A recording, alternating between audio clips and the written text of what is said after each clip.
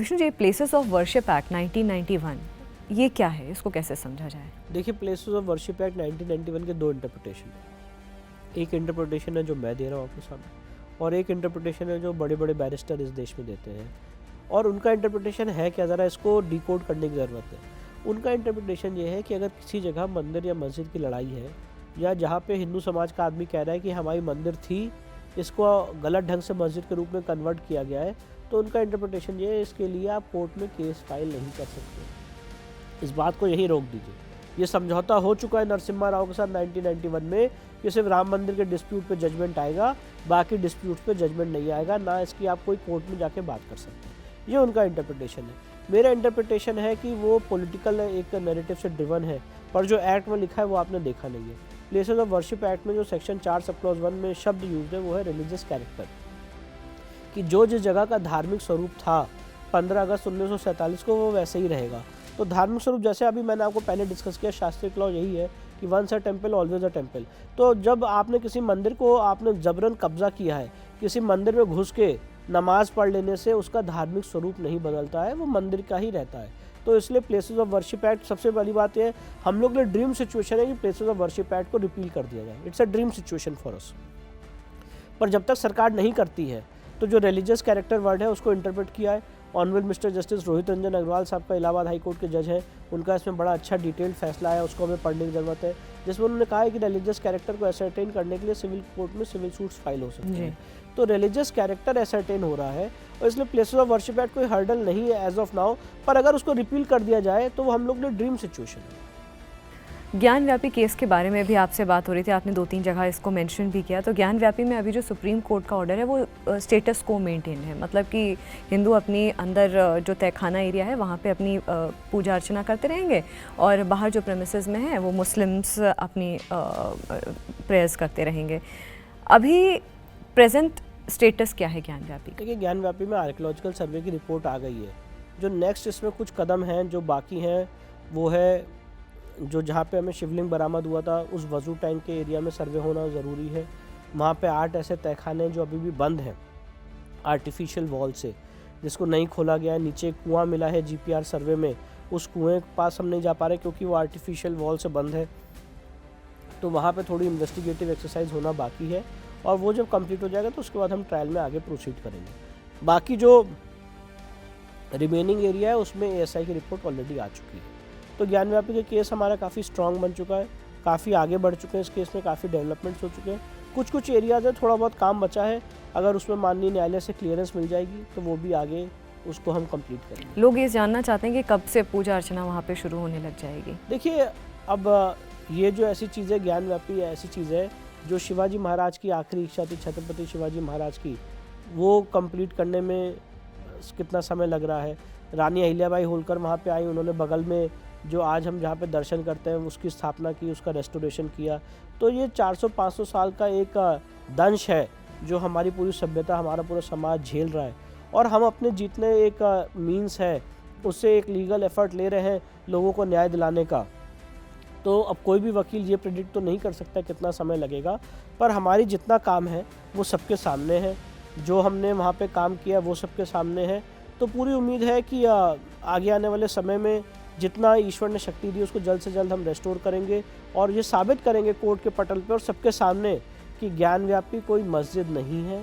ज्ञान व्यापी हमारे मंदिर का मूल रूप था, वहीं पे उनका स्थान था, हमारे ईश्वर, हमारे देवता का, जिसको जबरन कब्जा करके मस्जिद का शेप देने की कोशिश की गई। एक मैंने बहुत इंटरेस्टिंग आपका कहीं पे एक बाइट सुनी थी, जो आपने बोला था कि फ़र्स्ट हैंड आपका क्या एक्सपीरियंस था जब आप विज़िट करने गए थे केस के दौरान ज्ञान व्यापी। वो एक बार मैं, क्योंकि बाबूजी भी आपके साथ थे जी। तो वो क्या चीज़ थी, क्या वो कैसा क्या था, वो जो फीलिंग जो आपको आई थी? आपने बोला था कि इतने सारे लोग खड़े थे, वो आप खुद ही अगर बताएंगे तो उससे बेहतर कुछ नहीं होगा। मुझे अभी भी वो याद है जब ऑनरेबल जस्टिस रवि कुमार दिवाकर साहब ने, सिविल जज सीनियर डिवीजन ने वहाँ पे सर्वे का आदेश दिया था, और 6 और 7 मई को सर्वे हुआ था, 14, 15 और 16 मई को सर्वे हुआ था।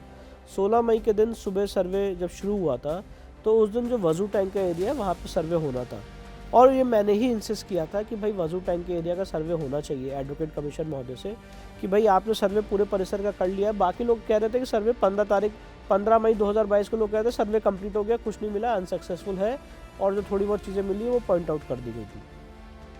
पर जब मैं वजू टैंक के पास गया था तो उसके बीच मुझे गोलाकार आकृति दिखी थी, तो मैंने कहा यहाँ पे भी पानी हटाया जाए। और जैसे कभी किसी चोर की चोरी पकड़ी जाती है तो सारे जो लोग थे वहाँ पे वो कहने लग गए कि नहीं, यहाँ पे पानी कैसे खाली होगा, मछलियाँ मर जाएंगी, ये पानी खाली नहीं हो सकता है, यहाँ पे कुछ नहीं है, वजू टैंक के अंदर कौन जाता है। तो उनके जो रिएक्शन है उससे भी मेरे अंदर का जो लॉयर है उसने ये इंडिकेट किया कि यहाँ पे ज़रूर कुछ ना कुछ गड़बड़ है। और क्या कहते हैं, जब हमने उनसे रिक्वेस्ट की कि आप पानी हटाया जाए, यहाँ पे भी सर्वे करने की परमिशन दी जाए, तो 16 तारीख को निर्धारित हुआ कि पानी कम किया जाएगा और वहाँ पे सीढ़ी लगा के बीचों बीच जाया जाएगा। तो जब हम लोग वहाँ पे, बुद्ध पूर्णिमा का दिन था, मुझे याद है, सोमवार का दिन था, 16 मई 2022, और जो लोग कह रहे हैं कि हमने झूठ बोला, जब हम उसके बीच गए तो हमने भारी मात्रा में वहाँ पे शिवलिंग को पाया कि वहाँ पे हमारे ईश्वर, हमारे आराध्य का जो शिवलिंग है वो इस मस्जिद के फर्स्ट फ्लोर पे है, जिसको चारों तरफ से गोल वॉल से इन्होंने घेर रखा है। और हमने वहीं पे डिक्लेयर किया कि ये शिवलिंग है, इसको तुरंत सील करना चाहिए। माननीय न्यायालय गए, एप्लीकेशन दी एफिडेविट पे कि ये शिवलिंग वहाँ पे बरामद हुआ, इसको सील किया जाए। वहाँ से लेकर सुप्रीम कोर्ट तक लड़ाई लड़ी। अब सवाल ये, जो लोग ने कहा कि ये शिवलिंग नहीं, ये फाउंटेन है, तो हमने कहा ठीक है, इसकी जांच करा ली जाए कि शिवलिंग है कि फाउंटेन है, और जांच से बिना उसको डैमेज किए हुए उसके इर्द गिर्द के एरिया में पता चल जाएगा शिवलिंग है, फाउंटेन है। एएसआई ने भी 54 पेजेस की रिपोर्ट दी, जिसमें एएसआई ने कहा कि यस, हम असरटेन कर सकते हैं कि ये क्या स्ट्रक्चर है बिना इसको डैमेज किए हुए। इलाहाबाद हाईकोर्ट के सामने इलाहाबाद हाईकोर्ट ने 12 मई 2023 को फैसला सुनाया, कहा कि इसकी एएसआई जाँच होनी चाहिए बिना डैमेज किए हुए। जो लोग इतने अपने रिसर्च पे मजबूत हैं, भाई अगर विष्णु शंकर जैन, हरिशंकर जैन ने झूठ बोला है कि वो शिवलिंग है, तो वो जांच में सामने आ जाएगा, और अगर आपने सच बोला है कि ये फाउंटेन है तो जांच में सामने आ जाएगा। इलाहाबाद हाईकोर्ट ने जांच का आदेश भी दिया। वो जांच के आदेश के खिलाफ सुप्रीम कोर्ट कौन आया? अंजुमन इंतजामिया। 19 मई को सुप्रीम कोर्ट ने उस जांच पर रोक लगा दी, 19 मई 2023 को, अभी तक वो रोक चल रही है। तो ये एक चीज़ है जो बची हुई है, और मुझे ऐसा लगता है कि वो, मैं आपके सामने बहुत डंके की चोट पे कहना चाहता हूँ कि जो 16 मई 2022 को बरामद हुआ था वो शिवलिंग है, वो शिवलिंग है, वो शिवलिंग है, उसमें कोई डाउट नहीं है। उसको गलत ढंग से वजू टैंक बनाने की कोशिश की गई है, हमारे ईश्वर, हमारे आराध्य पे वजू किया जा रहा था, इसमें कोई डाउट ही नहीं है। बस उसकी जांच बाकी है, जिसके लिए हमें सुप्रीम कोर्ट से क्लियरेंस चाहिए। आपसे बात हुई थी विष्णु जी शो से पहले कि डेथ थ्रेट्स आपको मिलते हैं, और ख़ासकर जब से ज्ञानव्यापी का ये पूरा केस मामला सामने आया, तब से मुझे लगता है बाबू जी को भी आपने बोला था इस तरीके की चीज़ें, उनके भी करियर में, उनके भी जो समय के दौरान, उनके एक्टिव ईयर्स में भी ये चीज़ सामने आई थी। क्या अप्रोच है आपकी? नहीं, देखिए, हमारी अप्रोच ये है कि जिसको थ्रेट देना है वो थ्रेट देता रहेगा, पर हम लोग थ्रेटन होने वालों में से नहीं हैं। अपने जीवन के अंतिम क्षण तक हम जो मंदिरों के रेस्टोरेशन का काम कर रहे हैं वो काम हम करते रहेंगे।